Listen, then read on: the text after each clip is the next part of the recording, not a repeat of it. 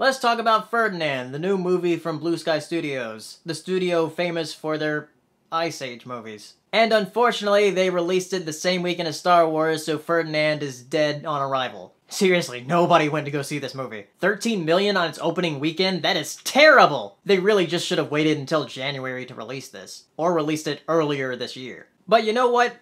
I actually kinda like this movie. It's not a masterpiece by any means. It's not even that good, technically, but I do like the message behind it. The movie is based on the children's book Ferdinand from the 30s, and it's about a bull who doesn't want to fight, only wants to smell flowers. And that's pretty much how this movie starts out, is that Ferdinand is a young calf with the other male calves, and they're all roughhousing, but Ferdinand just wants to water his flower and smell it. Then after escaping the bull ranch as a calf, he comes across his family that takes him in. And he grows up to be this really huge bull. Then after an accident at the flower festival at the village that he lives, he's sent back to the bull ranch and sees the other bulls that he grew up with along with a couple of others. And this matador comes to the ranch to choose which bull he wants to fight for his last fight. Now this movie does have things that I like about it, like I said, but it doesn't quite hit the mark in a lot of areas. Mainly in the humor.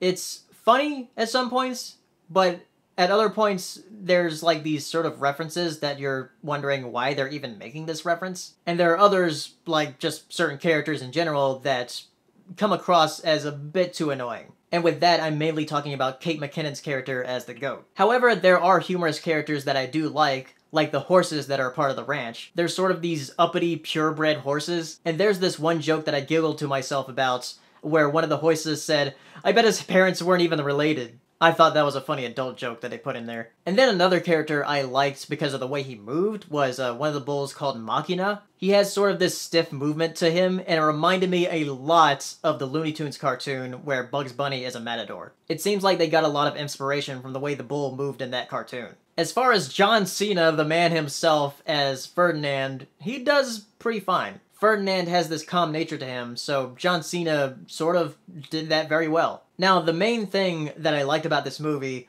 was the message itself. On the surface, somebody might see this and say, oh, this is about how the bulls are treated in the bullfights and basically they're slaughtered. Which they do touch on that, but that's really not the main lesson. It's mainly about boys growing up and how they're taught not to be emotional, not to feel, you're supposed to be tough. And I really related to that because you just look at me, I'm not tough at all. I was a skinny kid growing up, and I'm still skinny. But I thought that was a nice subject that's not really covered a lot in animated movies. That if you're a boy, that it's okay to be emotional, it's okay to be sensitive. You don't have to meet the expectation of being tough all the time.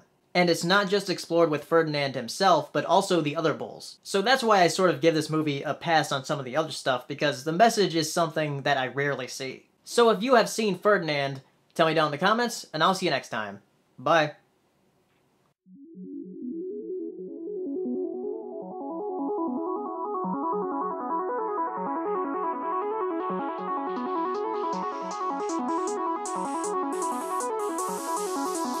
Good evening, ladies and gentlemen. Well, by now we're getting a bit used to winter. We're like soldiers in the middle of a campaign, growing hardened to discomfort and better able to